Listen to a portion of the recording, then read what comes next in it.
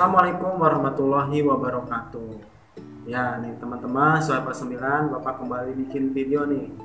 Tapi di video kali ini Bapak nggak akan mengajar dulu gitu, tidak akan menjelaskan materi dulu, tapi Bapak akan menjawab pertanyaan-pertanyaan yang sudah kalian ajukan melalui Google Form yang Bapak share waktu itu.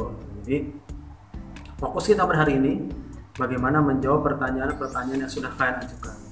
Dan kalau Bapak lihat sih pertanyaannya bagus-bagus itu di sini sudah Bapak himpun satu persatu. Pertanyaannya mencerminkan sekali kalau kalian itu merupakan pelajar yang intelektual. Ada beberapa pertanyaan dari teman-teman. Ya. Oke, langsung aja deh kita jawab satu persatu pertanyaannya apa aja gitu ya. Nah, ini pertanyaan pertama ini dari teman kita nih, namanya Muhammad Ulinuhan Najib. Ada berapa teori kedaulatan dan sebutkan? Ada 5 yang Bapak tahu, ada 5. Yang pertama itu teori kedaulatan Tuhan, teori kedaulatan negara, teori kedaulatan raja, teori kedaulatan rakyat, dan teori kedaulatan hukum ya. Ya, lalu Aji juga bertanya lagi, Indonesia menganut teori kedaulatan apa? Bapak jawab bahwa Indonesia itu menganut teori kedaulatan rakyat. Hal ini berdasarkan pembukaan Undang-Undang Dasar 45 ayat alinea keempat. Di sana dikatakan bahwa negara Republik Indonesia yang berkedaulatan rakyat itu. Dan juga diperkuat pada pasal 1 ayat 2, kedaulatan berada di tangan rakyat dan dilaksanakan menurut Undang-Undang Dasar. Selain menganut teori kedaulatan rakyat, Indonesia juga menganut teori kedaulatan hukum. Hal ini tercantum pada pasal 1 ayat 3, dikatakan bahwa di sana negara Indonesia itu adalah negara hukum. Lalu pasal 27-nya juga menguatkan segala warga negara bersamaan di dalam hukum dan pemerintahan dan wajib menjunjung hukum itu dengan tidak ada kecualinya. Itu ya. Jadi intinya Indonesia itu menganut 2 kedaulatan. Yang pertama kedaulatan rakyat, yang kedua kedaulatan hukum, di mana kekuasaan tertinggi berada di tangan rakyat. Seperti itu ya dia, teman-teman. Lalu ada lagi pertanyaan nih. Apa nih? Apa syarat suatu negara dianggap berdaulat? Ini pertanyaan dari Muhammad Dimas Zaki Abdan. Bapak jawab juga ya. Salah satu syarat negara berdaulat itu negaranya tidak ada yang menjajah. Itu dikatakan berdaulat seperti itu. Lalu ada juga wilayahnya gitu ya. Negara akan berdiri ketika dia ada wilayah. Lalu ada juga pemimpin di dalamnya. Pemimpin, terus ada rakyat, ada hukum yang mengatur dalam negara tersebut. Yaitu negara yang dikatakan berdaulat. Jadi ada aturan-aturan dalam negara tersebut. Nah, terima kasih Muhammad Dimas Zaki Abdan, pertanyaannya lumayan bagus gitu ya. Lalu ini ada lagi pertanyaan dari Mutiara Azalia.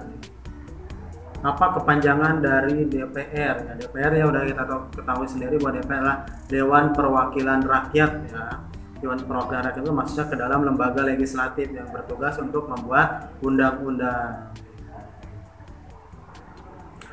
Lalu Mutiara bertanya juga nih, sebutkan satu sistem pemerintahan di Indonesia. Pemerintahan Indonesia itu menganut sistem presidensil. Jadi kepala negara dan kepala pemerintahan dipimpin oleh seorang presiden, dan lembaga eksekutif atau di sini presiden itu tidak bertanggung jawab terhadap parlementer. Lalu di sini ada pertanyaan lagi.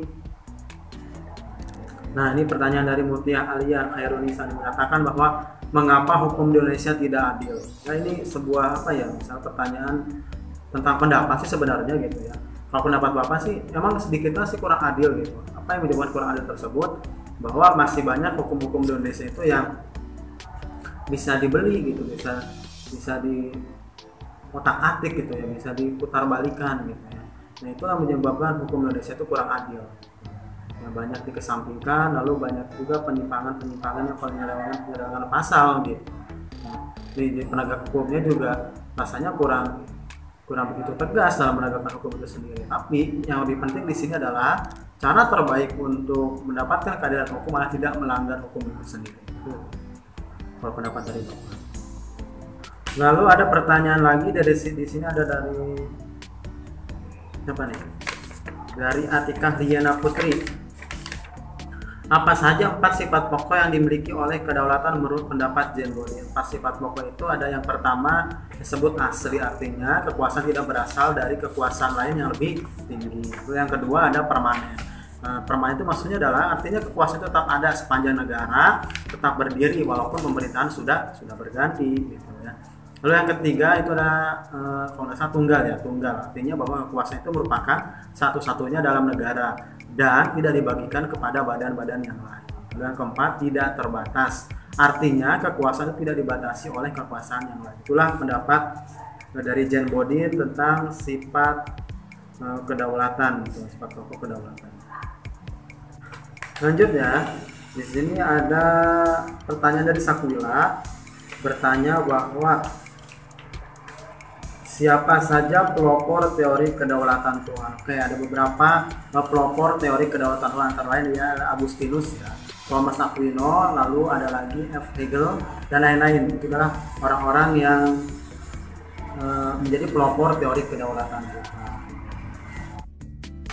Oke, berikutnya ada pertanyaan dari teman kita Adrian Farad menanyakan bahwa bagus sekali pertanyaannya ya.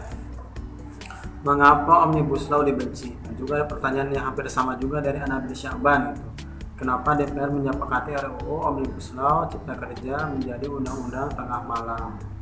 Nah, ini pertanyaannya sama ya, hampir mirip tentang Omnibus Law, bahwa Bapak belum bisa menjawab secara pasti ya mengenai Omnibus Law, apakah menguntungkan atau enggak, apakah lebih banyak positifnya atau negatifnya gitu, itu belum tahu karena Bapak juga belum membaca draft secara keseluruhan mengenai undang-undang tersebut. Jadi belum bisa menyimpulkan juga gitu isinya apa gitu ya. Nah, jadi untuk kalian semuanya siswa boleh kita kritis akan hal tersebut, tapi kita juga harus banyak pertimbangan, kita juga harus lebih banyak melihat membacanya gitu daripada kita banyak berbicaranya gitu.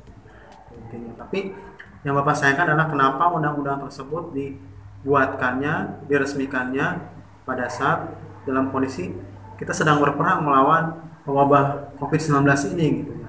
Apakah tidak ada waktu yang lain gitu ya? Memang ketika undang-undang dibuat itu adalah sesuatu itu pasti penting gitu, tapi sepenting-penting itu adalah situasi. Nah itu yang Bapak sayangkan, itu kenapa harus diresmikannya gitu, dideklarasikannya undang-undang tersebut pada saat kita sedang dalam wabah virus corona ini gitu ya. Apa nggak ada hari lain gitu, nggak ada waktu lain gitu ya. Memang semua hukum sih semua undang-undang itu adalah penting gitu, tapi kan kita sedang berperang juga gitu dalam menghadapi virus corona gitu ya. Pemerintah dalam hal ini malah melakukan atau memutuskan suatu peraturan yang memicu perdebatan, itu yang memicu orang-orang untuk berkumpul gitu ya, melakukan demonstrasi dalam jumlah yang banyak.